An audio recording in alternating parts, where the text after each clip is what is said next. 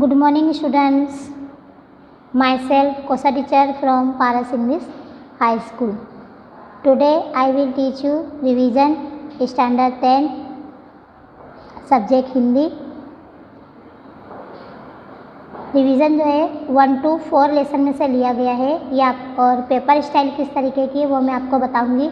Question number 1 में जो है एक एक वाक्य के प्रश्न लिए गए हैं और क्वेश्चन नंबर 2 में 2-3 वाक्य के प्रश्न लिए गए हैं और क्वेश्चन नंबर 3 में फिल इन द ब्लैंक से यानी खाली जगह है और क्वेश्चन नंबर 4 में मैच द फॉलोइंग है यानी जोड़ के हैं. तो इस तरह से मैं आपको उसके कुछ प्रश्न आपको यहाँ पे फॉर एग्जांपल बताऊंगी. एक एक शब्द में वाक्य लिखिए. नंबर 1, प्रभु चंदन है तो भक्त क्या है? तो इसका उत्तर है प्रभु चंदन है तो भक्त पानी है. भक्त बाती बनकर क्या चाहता है? तो भक्त बाती बनकर जलना चाहता है. सोने का महत्व कब बढ़ता है? सोने का महत्व तब बढ़ता है जब वो सुहाग में मिलता है. चातक पक्षी किसे देखता रहता है? तो इसका उत्तर है चातक पक्षी चंद्रमा को देखता रहता है. 5 नंबर, भक्त प्रभु के निकट होने की बात समझाने के लिए किसका सहारा लेता है? तो इसका उत्तर है विभिन्न प्रतीकों का. कि भक्त प्रभु निकट होने की बात समझाने के लिए विभिन्न प्रतीकों का सहारा लेता है. चंदन और पानी के उदाहरण द्वारा भक्त और भगवान के बीच कौन सा भाव बताया गया है? तो इसका उत्तर है चंदन और पानी के उदाहरण द्वारा भक्त और भगवान के बीच निकटता का भाव बताया गया है. मोती और धागा किस भाव का प्रतीक है? तो इसका उत्तर है मोती और धागा एकाकार के भाव का प्रतीक है. Now next chapter. नंबर 1, बुढ़ापे में काकी की समस्त इच्छाओं का केंद्र कौन सी इंद्रियां थी? तो इसका उत्तर है बुढ़ापे में काकी की समस्त इच्छाओं का केंद्र स्वादेंद्रिय इंद्रिय थी. नंबर 2, बूढ़ी काकी को कहाँ पर बैठा देखकर रूपा क्रोधित हो गई? तो इसका उत्तर है बूढ़ी काकी को पहाड़ के पास बैठा देखकर रूपा क्रोधित हो गई. बूढ़ी काकी कैसे रोती थी? तो इसका उत्तर है बूढ़ी काकी गला फाड़ कर रोती थी. किस खुशी में लाडली को नींद नहीं आ रही थी? काकी को पुड़िया देने की खुशी में लाडली को नींद नहीं आ रही थी. उत्सव के दिन बूढ़ी काकी किसके डर से नहीं रो रही थी? तो इसका उत्तर है उत्सव के दिन बूढ़ी काकी अपशकुन के डर से नहीं रो रही थी.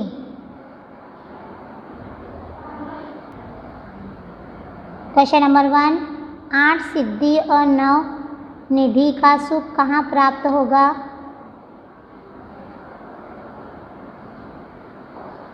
तो इसका उत्तर है नंद की धेनु चराने में. 8 सिद्धि और 9 निधि का सुख कहाँ प्राप्त होगा? तो इसका उत्तर है नंद की धेनु चराने में. कालदूत के धाम का अर्थ क्या होता है? तो इसका उत्तर है कालदूत के धाम का अर्थ सोने का महल होता है. रिपीट, कालदूत के धाम का अर्थ क्या होता है? तो कालदूत के धाम का अर्थ सोने का महल होता है. पुरंदर का अर्थ क्या होता है? तो इसका उत्तर है इंद्र. पुरंदर का अर्थ इंद्र होता है. सिद्धियाँ कितनी हैं? तो सिद्धियाँ 8 है. गोपी को क्या ओढ़कर कृष्ण बनना चाहती है? तो गोपी पीताम्बर ओढ़कर कृष्ण बनना चाहती है। नाउ रिपीट, 8 सिद्ध और 9 निधि का सुख कहाँ प्राप्त होगा? नंद की धेनु चराने में। कालदूत के धाम का अर्थ क्या होता है? सोने का महल। पुरंदर का अर्थ क्या होता है? इंद्र। सिद्धियाँ कितनी है? 8। गोपी को क्या ओढ़कर कृष्ण बनना चाहती है? तो गोपी पीताम्बर ओढ़कर कृष्ण बनना चाहती है।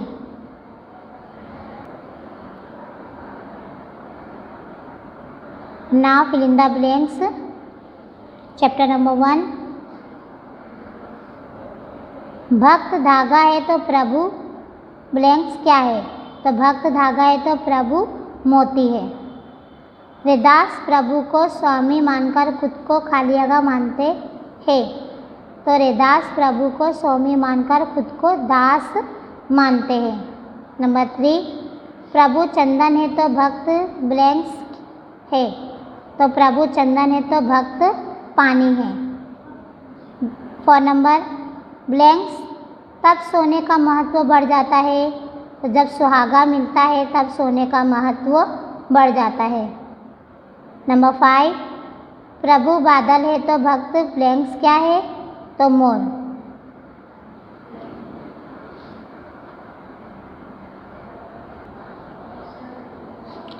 सेकेंड चैप्टर नंबर 1, बूढ़ी काकी में ब्लैंक्स की चेष्टा शेष बची थी। तो बूढ़ी काकी में स्वाद की चेष्टा शेष बची थी। नंबर 2, बुद्धिराम बूढ़ी काकी का खालियागा ब्लैंक्स था। इसका आंसर है बुद्धिराम बूढ़ी काकी का भतीजा था। बूढ़ी काकी को ब्लैंक्स बेचैन करती थी। तो बूढ़ी काकी को भूख बेचैन करती थी। इसका आंसर है भूख। बुढ़ापा ब्लैंक्स रोग का अंतिम समय है। तो इसका उत्तर है बुढ़ापा तृष्णा रोग का अंतिम समय है। नंबर 5, ब्लैंक्स ने अपने हिस्से की पुड़िया काकी के लिए बचाकर रखी थी। तो किसने अपने हिस्से की पुड़िया बचा के रखी थी? तो लाडली ने अपने हिस्से की पुड़िया बचाकर काकी के लिए रखी थी। 6 नंबर, रूपा खालियागा की पत्नी थी। तो रूपा किसकी पत्नी थी? बुद्धिराम की। नंबर 7, बूढ़ी काकी को खालियागा की सुगंध बेचैन कर रही थी। तो बूढ़ी काकी को किसकी सुगंध बेचैन कर रही थी? घी और मसालों की सुगंध बेचैन कर रही थी। चैप्टर 3 नंबर 1, यमुना किनारे कादम्ब की डाल पर रसखान ब्लैंक्स के रूप में बसना चाहते हैं। तो इसका उत्तर है पक्षी। यमुना किनारे कादम्ब की डाल पर रसखान पक्षी के रूप में बसना चाहते हैं। नंबर 2, गोपी गले में खालियागा माला पहनना चाहती है। तो इसका उत्तर है गोपी गले में गुंजों की माला पहनना चाहती है। नंबर 3, कृष्ण ने ब्लैंक्स पर्वत को छत्र की तरह धारण किया था। तो इसका उत्तर है कृष्ण ने गोवर्धन पर्वत को छत्र की तरह धारण किया था। नंबर 4, कालिंदी नदी का दूसरा नाम खालियागा भी है। तो इसका आंसर है कालिंदी नदी का दूसरा नाम यमुना भी है। नंबर 5, नंद का छोरा खालियागा बजाकर सबको रिझा गया है। तो इसका उत्तर है नंद का छोरा वेणु बजाकर सबको रिझा गया है। नंबर 6, रसखान खालियागा पर्वत का पत्थर बनना चाहता है। तो रसखान गोवर्धन पर्वत का पत्थर बनना चाहता है। गोपी श्री कृष्ण की तरह अपने सिर पर खालियागा धारण करना चाहती है, तो इसका उत्तर है गोपी श्री कृष्ण की तरह अपने सिर पर मोर पंख धारण करना चाहती है। 8 नंबर, खालियागा लेकर रसखान वन में भटकते हुए गाय चराना चाहते हैं, तो इसका उत्तर है लाठी या लकूटी लेकर रसखान वन में भटकते हुए गाय चराना चाहते हैं। 9 नंबर, व्रज की स्त्रियां खालियागा की धुन को दीवानी है, तो इसका उत्तर है व्रज की स्त्रियां मुरली की धुन को दीवानी है। 10 नंबर, नंद जी की गाय के बीच रसखान खालियागा के रूप में निवास करना चाहते हैं, तो इसका उत्तर है नंद जी की गाय के बीच रसखान पशु के रूप में निवास करना चाहते हैं। नाउ नेक्स्ट, एक प्रश्न 4 उत्तर, पाठ के लेखक का नाम खाली जगह है, तो इसका उत्तर है एक प्रश्न 4 उत्तर, पाठ के लेखक का नाम श्री प्रकाश है। नंबर 2, प्रत्येक नागरिक को पूर्णतः लगन एवं निष्ठा के साथ खालियागा से काम करना चाहिए, तो इसका उत्तर है प्रत्येक नागरिक को पूर्णतः लगन एवं निष्ठा के साथ ईमानदारी से काम करना चाहिए। नंबर 3, खालियागा करने वाला सच्चा देशभक्त है, तो इसका उत्तर है कर्तव्य पालन करने वाला सच्चा देशभक्त है। नंबर 4, व्यक्तिगत जीवन संगठित होने से खालियागा अपने आप संगठित हो जाएगा, तो इसका उत्तर है व्यक्तिगत जीवन संगठित होने से मनुष्य समाज अपने आप संगठित हो जाएगा। नंबर 5, पहले मित्र खालियागा है, तो पहले मित्र वृद्ध ईसाई पादरी है। नंबर 6, तुम लोग जिम्मेदारी नहीं समझते, यह वाक्य खालियागा ने कहा, तो इसका उत्तर है तुम लोग जिम्मेदारी नहीं समझते, यह वाक्य वृद्ध सरकारी कर्मचारी ने कहा। नंबर 7, अपने काम में खालियागा लेना चाहिए, तो अपने काम में गर्व लेना चाहिए।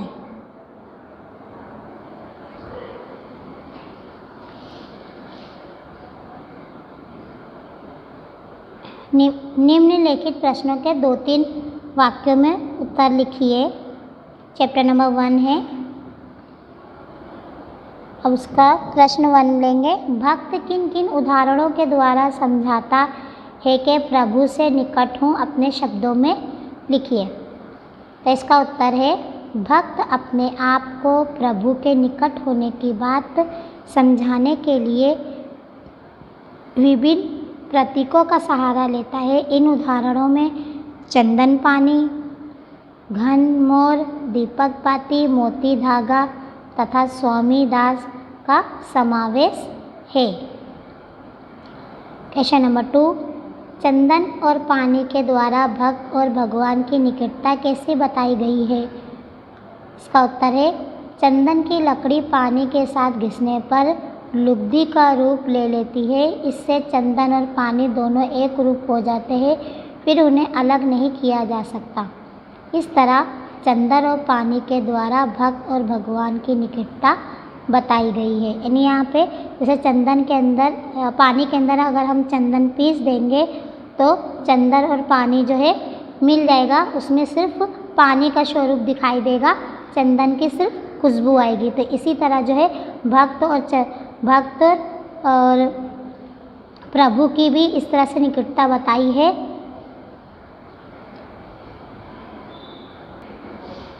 क्वेश्चन नंबर 3, मोती और धागे के द्वारा संत रैदास क्या कहना चाहते हैं? तो इसका उत्तर है मोती और धागा दो अलग अलग वस्तुएं हैं, लेकिन मोती जब धागे में पिरोया जाता है तो दोनों एकाकार हो जाते हैं। संत रैदास मोती और धागे के माध्यम से कहना चाहते हैं कि उनकी भक्ति आत्मा और परमात्मा यानी भक्त और भगवान के एकाकार हो जाने की है।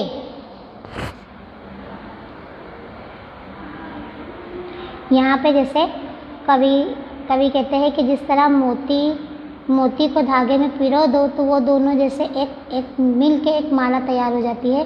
तो इसी तरह इस उदाहरण के द्वारा जो है वो जो है अपनी भक्ति का यहाँ पे माध्यम बता रहे हैं कि मेरी भक्ति इस तरह से है कि मेरी आत्मा और परमात्मा जो है वो भगवान से एकाकार हो जाती है।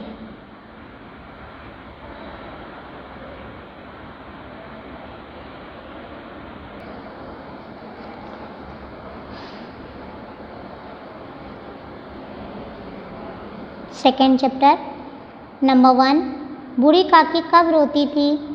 तो इसका उत्तर है बूढ़ी काकी में जीभ के स्वाद के सिवा कोई चेष्टा शेष नहीं थी। जब घर वाले उनकी इच्छा के विपरीत कोई काम करते, उनके भोजन का समय टल जाता या भोजन की मात्रा कम होती अथवा बाजार से कोई चीज़ आती और उन्हें ना मिलती तो वे रोती थी। यानी बूढ़ी काकी कब रोती थी कि जब उनको सिर्फ यानी वो उनकी उम्र हो गई थी तो उनकी ज़बान पे सिर्फ स्वाद का चेस्ट रह गया था, उनको सिर्फ खाने को चाहिए। अगर उनको घर वाले उनकी लापरवाही करते, उनको खाने को नहीं देते या कभी खाने में कुछ कम होता और बाहर से कोई चीज़ आती उनको नहीं दी जाती तो इसके लिए वो क्या है वो रोने लगती थी। नंबर 2, लड़के बूढ़ी काकी को कैसे सताते थे? तो इसका उत्तर है लड़के जब तब बूढ़ी काकी को सताया करते थे। लड़कों में से कोई उन्हें चुटकी काट कर भागता था और कोई उन पर पानी की कुल्ली कर देता था। इस तरह लड़के बूढ़ी काकी को सताते थे।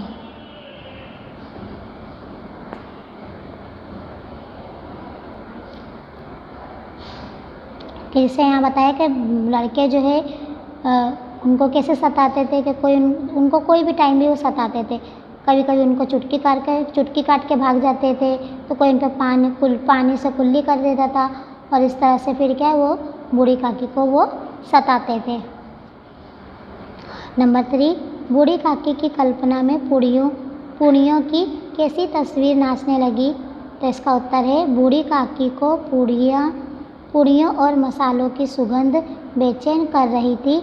उनकी कल्पना में लाल लाल फूली फूली और नरम नरम पूड़ियों की तस्वीर नाचने लगी थी। यानी बूढ़ी काकी को जो है क्या खाने का बहुत शौक़ था। इसके लिए जब उनके घर में प्रोग्राम था तो खानों की जो खुशबू आ रही थी, उनकी पूड़ियाँ वो सोच रही थी कि लाल लाल पूड़ियाँ होंगी, फूली फूली होंगी, नरम नरम होंगी। ये सब सोच के उनको पूड़ियों की तस्वीर उनके मन में नाच रही थी। नंबर 4, थाली में भोजन सजाकर बूढ़ी काकी को खिलाते समय रूपा ने क्या कहा? तो इसका उत्तर है बूढ़ी काकी को झूठे पत्तलों से पूड़ियों के टुकड़े खाते हुए देखकर रूपा को बहुत गलानी हुई। उसने थाली में भोजन सजाकर बूढ़ी काकी के सामने रखा और कहा, काकी उठो, भोजन कर लो। मुझसे आज बड़ी भूल हुई, उसका बुरा ना मानना। परमात्मा से प्रार्थना कर दो कि वे मेरा अपराध क्षमा कर दे। अब यहाँ पे जो है बूढ़ी काकी जैसे थाली में भोजन सजाकर बूढ़ी काकी को खिलाते समय रूपा ने क्या कहा? जब वो देखती है कि बूढ़ी काकी जो है झूठे पत्तलों में से खाना उठा के जो पूड़ियों के टुकड़े वो खा रही थी, ये देख के उसको बहुत पश्चाताप होता है और फिर वो उनके लिए थाली में भोजन सजाकर उनके लिए लेके जाती है और उनके सामने रखती है और उनसे माफ़ी मांगती है और काकी को कहती है कि लो काकी उठो और भोजन कर लो। कहती है मुझसे गलती हो गई है, मुझसे भूल हो गई, इसके लिए मैं माफ़ी मांगती हूँ और आप भी क्या कहते हैं परमात्मा से मेरे लिए प्रार्थना करना कि वो मेरी इस अपराध को क्षमा कर दें। तो बूढ़ी काकी जो है वो सब कुछ भूल कर खाना शुरू कर देती हैं। नंबर 5, बुद्धिराम ने बूढ़ी काकी की संपत्ति कैसे हथिया ली थी? तो इसका उत्तर है, बूढ़ी काकी के परिवार में अपने भतीजे बुद्धिराम के सिवा कोई दूसरा न था। बुद्धिराम ने बूढ़ी काकी से खूब लंबे चौड़े वादे किए और उन्हें तरह तरह के सब्ज बाग दिखाए। बूढ़ी काकी उसके झांसे में आ गई। इस तरह बुद्धिराम ने बूढ़ी काकी की संपत्ति हथिया ली। यानी बूढ़ी काकी का जो है उनके परिवार में कोई नहीं था, सिर्फ उनका एक भतीजा था। अब वो भतीजा जो है इनकी संपत्ति हथियाने के लिए उनसे बड़े बड़े वादे करा कि हाँ मैं आपका ध्यान रखूँगा, सब बहुत बड़े बड़े वादे करके उनको अपने झांसे में ले लेता है और जो उनकी संपत्ति यानी उनकी सारी वसीयत जो होती है वो सब वो अपने नाम करवा लेता है। इस तरह जो है सारी संपत्ति जो वो हथिया लेता है।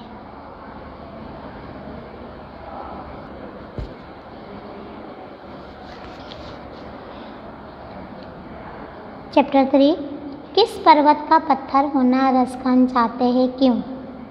तो इसका उत्तर है, रसखान अगले जन्म में श्री कृष्ण की जन्मभूमि में जन्म लेना चाहते हैं, भले ही वह पत्थर के रूप में ही क्यों ना हो। वे उस पर्वत का पत्थर होना चाहते हैं जिसे श्री कृष्ण ने अपने हाथों पर उठा लिया था। इसका कारण यह है कि वे उस पहाड़ का पत्थर बनकर अपने आप को धन्य मानेंगे, क्योंकि उस पर्वत को श्री कृष्ण ने स्पर्श किया था। अब यहाँ पे जो है लेखक क्या कहते हैं कि वो उस पत्थर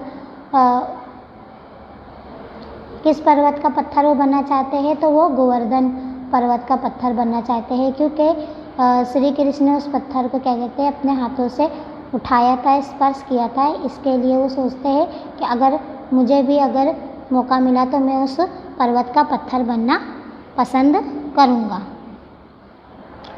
नंबर 2, लखोटी लेकर रसखान क्या करना चाहते हैं, क्यों? तो लखोटी लेकर रसखान श्री कृष्ण की जन्मभूमि में कृष्ण की भांति वन में भटकते हुए गाय चराना चाहते हैं। इससे वे अपने आप को श्री कृष्ण के समीप होने का एहसास करना चाहते हैं। लखोटी यानी लाठी, यानी रसखान जो है वो लाठी लेकर श्री कृष्ण की भूमि में उनकी तरह जो है वो वन में भटकते हुए गाय चराना चाहते हैं और उससे उनको ऐसा एहसास होगा कि मैं श्री कृष्ण के समीप हूँ और करीब हूँ। नंबर 3, श्री कृष्ण को रिझाने के लिए गोपी क्या क्या करना चाहती है?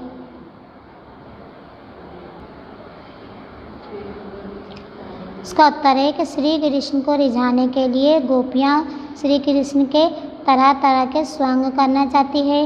वे श्री कृष्ण की तरह अपने सिर पर मोर पंख धारण करना चाहती हैं, गुंजों की माला गले में पहनना चाहती हैं तथा पीताम्बर ओढ़कर हाथ में लाठी लेकर गायों के पीछे ग्वालों के साथ साथ वन में भटकना चाहती हैं। नंबर 4, गोपी कृष्ण की मुरली को अपने अधरों पर क्यों नहीं रखना चाहती? तो इसका उत्तर है, गोपियों का श्री कृष्ण से निरच्छल प्रेम है। वे नहीं चाहती कि श्री कृष्ण की मुरली को वे अपने अधरों पर रखकर झूठी करे। वे इस चेष्टा को अपने प्रिय के साथ विश्वासघात मानती है।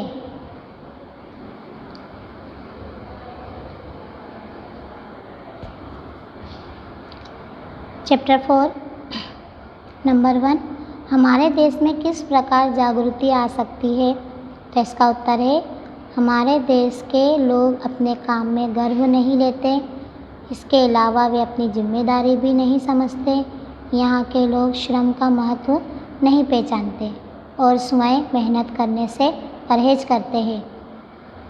गुणी और जानकारी लोगों में उदारता नहीं है। वे अपनी विधा दूसरों को बताना नहीं चाहते। यदि इन बुराइयों को दूर कर दिया जाए तो हमारे देश में जागृति आ सकती है।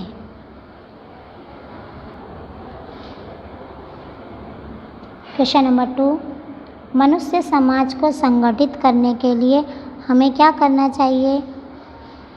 तो इसका उत्तर है, मनुष्य समाज को संगठित करने के लिए हमें अपने नेताओं द्वारा बताए हुए मार्ग पर चलना चाहिए और उनके आदेशों के अनुसार अपने जीवन का संगठन करना चाहिए।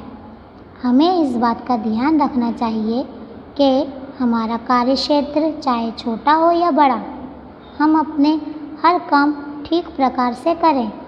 इससे हमारा व्यक्तिगत जीवन संगठित होगा। हमारा व्यक्तिगत जीवन संगठित हो जाने के बाद मनुष्य समाज अपने आप संगठित हो जाएगा। क्वेश्चन नंबर 3, तुम लोग में उदारता नहीं है कथन का आशय स्पष्ट कीजिए। तो इसका उत्तर है, या उदारता शब्द का आशय किसी को आगे बढ़ने देने, किसी को अपनी योग्यता दिखलाने का मौका देने, किसी के विकास का मार्ग अवरुद्ध न करने, अपनी विशिष्ट विद्या अपने जीते जी दूसरों को दे जाने तथा ज़रूरतमंद को काम सिखाने आदि के बारे में उदार दृष्टिकोण रखने से है। हमारे देश के लोगों में यह उदारता नहीं होती। वे दूसरों को आगे नहीं बढ़ने देते, स्वयं ही आगे रहना चाहते हैं। गुणी नवयुवक को अपनी योग्यता दिखाने का अवसर नहीं देते। वे अपनी विद्या से भी किसी को नहीं सिखाते और वह उनके साथ ही खत्म हो जाती हैं। इससे देश और समाज का बड़ा नुकसान होता है और लोगों को उपयुक्त अवसर पाने से वे वंचित रह जाना पड़ता है।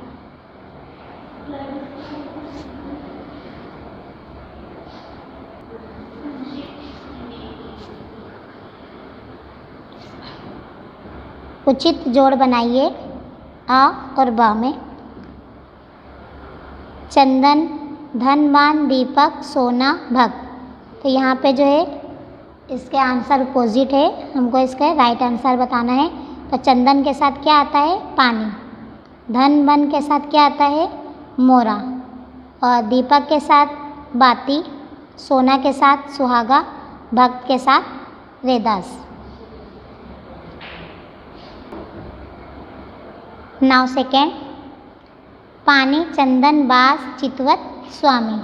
तो पानी के साथ क्या आएगा? जल। चंदन के साथ सुगंधित पीला पदार्थ। बास के साथ आएगा बू। चितवत के साथ, चितवत यानी एक चित्त देखना। स्वामी के साथ आएगा राजा। नाउ सेकेंड, मित्र का क्या आएगा? दुश्मन। स्वामी का दास, मालिक का सेवक, अंधेरा का उजाला, आकाश का पाताल।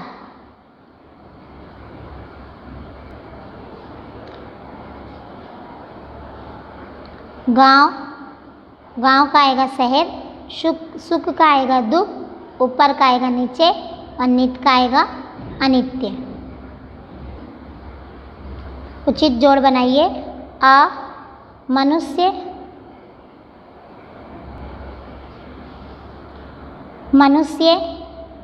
इसके सामने आएगा गोकुल गांव। पशु, नंद की गाय। पक्षी, यमुना के किनारे कदम की डाल। और पत्थर यानी गोवर्धन पर्वत। तो यहाँ पे हमारा रिवीजन कंप्लीट होता है। Okay, bye.